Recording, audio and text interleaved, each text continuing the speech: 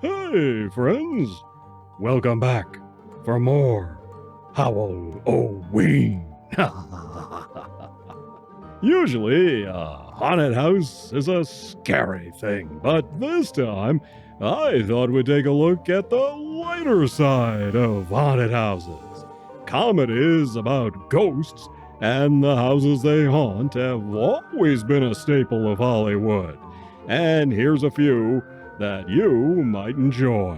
Starting way back in the silent era, we have two kings of comedy. Harold Lloyd in Haunted Spooks from 1920 and Buster Keaton in The Haunted House from 1921. Both of these are about 20 minutes, and both don't get to the haunted house action until about halfway through the picture. And in both movies, these houses aren't actually haunted. No, someone's just trying to convince people a house is haunted in order to keep everyone away while they get up to no good. Usually the case in a lot of these movies. In Haunted Spooks, this sweet young lass discovers she will inherit an estate. But there's a catch. She has to live in the house on the estate with her husband for 1 year. Then ownership is turned over to her. Otherwise, her no-good uncle, who's already living in the mansion, inherits the place. Trouble is, the girl has no husband, and the uncle doesn't want to leave. Meanwhile, poor Harold here, he loses his girl to another fella, and feels he has nothing to live for. So he's talked into marrying the sweet young lass. The uncle and his wife put on a spook show to try and scare the newlyweds away.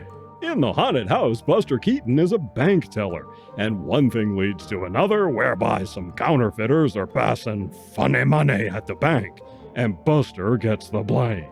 He escapes and winds up in a supposedly haunted house where said counterfeiters have set up their operation. They put on a spook show to keep everyone away, but Buster busts in. Now, I've got to say, of the two, I think The Haunted House is the better comedy, and I do love me some Harold Lloyd, but Buster Keaton's physicality here just tops Harold's best efforts in Haunted Spooks, even though it has some good slapstick in it. Speaking of haunted houses that aren't really haunted, we have Hillbillys in a Haunted House from 1967. In this one, some country singing stars are driving around in their fancy convertible and stumble on a shootout with bad guys. Looks like Uncle Sam is dealing with a spy ring. They stop for the night at a haunted house, and lo and behold, spookery happens, courtesy of said spy ring using the haunted house as a cover for their un-Americanism. In our cast, we have country singers Ferlin Husky and Sonny James, and Merle Haggard appears, among other country singers. Aside from them, we do have some heavy hitters on hand. John Carradine is here, along with Lon Chaney Jr. and Basil Rathbone. We also have Joy Lansing as the country star's companion, Boots Malone. Hillbillys in a Haunted House is actually a sequel to a movie, with Husky and James reprising their roles. The original movie was Las Vegas Hillbillys from 1966, which had Connie Francis and other old-school country singers. That movie also sports not one, but two blonde bombshells of the era, Jane Mansfield and Mamie Van Doren. Van Doren was originally Boots Malone, but didn't come back for Haunted House, so they hired Joy Lansing to play the part instead. And hey, we also have this guy playing an American agent, Richard Webb. He was in Out of the Past, Sullivan's Travels, Artists and Models, that one with Dean Martin and Jerry Lewis, just tons of stuff.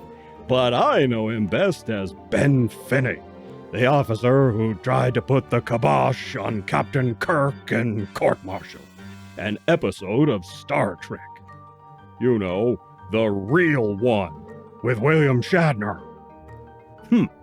This movie is notoriously bad, but it is fun in a dumb kind of way, And if you like old school country music, no doubt this and the Las Vegas movie would be a treat for you. The pictures are pretty dumb, no question about it. It is cool to see these three stalwarts of old school horror, though, Rathbone, Cheney, and Carradine, still plying their craft. Next up, we have one of the all-time great classics, The Ghost and Mr. Chicken from 1966. Here, a hapless employee of a small-town newspaper wants to break a big story and get promoted from typesetter to reporter. But the poor guy is kind of a nebbishy loser. Still, he keeps on pitching, and eventually winds up reporting on the local haunted house, where a double murder took place 25 years ago. The house is about to finally be torn down at the behest of a relative. Our hero gets talked into spending the night in the house on the anniversary of the murders and sees all kinds of spooky spookery. Secret passages, bleeding paintings, and an organ with blood-stained keys playing by itself. When he reports back, he becomes a big hero, but further investigation shows none of the things he claimed to have seen are, well, there. What's going on? Don Knotts stars, and he's pretty much doing Barney Fife without a badge. A lot of his usual shtick from the Andy Griffith Show is on full display, including his goofy karate chops and everything. It's all great. This movie has an amazing cast of character actors, many of whom appeared regularly on the Andy Griffith Show. Griffith himself was an uncredited consultant on the picture. Burt Mustin appears in this. Dick Sargent from Bewitched plays the newspaper owner. He was the second Darren on that show, and you'll also spot the second Gladys Kravitz. Grandma Walton, Ellen Corby, appears, and this guy, Otis the town drunk on the Andy Griffith Show, Al Smith, plays a drunk here too. Skip Homer from 2 episodes of Star Trek. He plays a rival for the affections of this cute chick, played by Joan Staley. And speaking of Joan Staley, how on earth does our hero rate a cute girl like her? I mean, come on. Still, it just gives hope for the rest of us, I guess. And you want familiar? How about Rhea Shaw? Wow, she was in everything. Charles Lane is in this too. This film is one of the best examples of this class of comedy being made at the time, and it was a big hit. After this, Knotts got signed to make more movies like The Reluctant Astronaut and The Shakiest Gun in the West. He was already a star, but The Ghost and Mr. Chicken really cemented his status as a big comedy personality. This picture would routinely show up on weekend afternoon movies, and if it was on, my dad and I were watching it, and we loved it. The theme music has been stuck in my head for years, and lo and behold, I found it wasn't completely original. No, it was based on a song by this group, the Five Jones Boys, and the song is called Mr. Ghost Goes to Town. I'll try to remember to link it down there below for you so you can hear it. Tell me that's not where the Mr. Chicken theme music came from.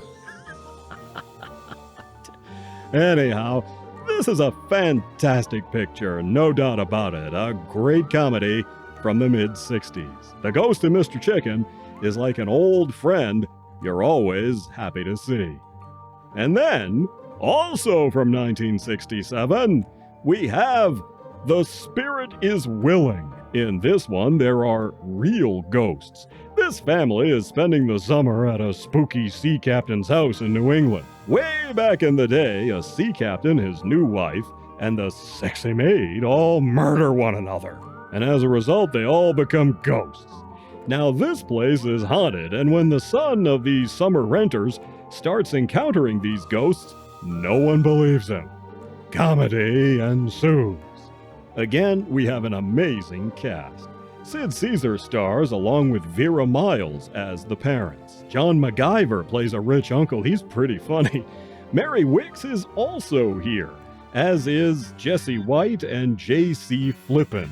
Future perennial bad guy Robert Donner plays a ghost, as does singer and comedian Cass Daly. John Astin from the Addams Family plays a company psychologist working for the rich uncle. Jill Townsend from Poldark, the original version of that from the 70s, she's here in no less than 3 roles. She plays the sexy ghost, a local girl who makes friends with the sun, and the town librarian. We last saw Townsend in her last role a few Howl-O-Weens ago. She appeared in the Charlton Heston movie, The Awakening. Boy, that one was spooky. Ooh. Barry Gordon plays the sun. He went on to become the voice of Donatello on several iterations of the Teenage Mutant Ninja Turtles. Now, this one is interesting because the ghosts aren't limited to just haunting the house. They can go out on a yacht at anchor in the bay, too. And this movie was produced by none other than William Castle, who cameos as one of John Astin's patients. This isn't the sort of thing I associate Castle with, if I'm honest. Instead of cheap, schlocky stuff, this is a very polished production, reminiscent of stuff Disney was making at the time. I really like this one. Well worth a watch if you've not seen it. Okay. Why not? Here's this one, which one of my viewers, David, sent to me off of my wish list. Thanks, man. Never saw this one. I was curious, so I put it on my wish list. It's Hookers in a Haunted House from 1999. Here, 3 hookers wind up going to a haunted house with their Johns, and a ghostly killer starts into killing people just trying to have a good time. That's about all you need to know. Oh, this movie is terrible. There's a lot of dumb jokes, the acting is subpar, and the special effects are not so special. But that's not why you'd be watching this movie, now is it? It's to see the chicks doing what they do. Unfortunately, the girls look pretty rough in this, if you ask me, but the movie is sort of fun in a dopey kind of way. Everyone here knows it's dumb, knows they aren't doing Hamlet, and they just sort of run with it. The movie isn't rated, but it's not a full-on X. It's more like an R+. It is pretty dopey, though. Fun, but dopey. I'll be back soon as Howl-O-Ween continues.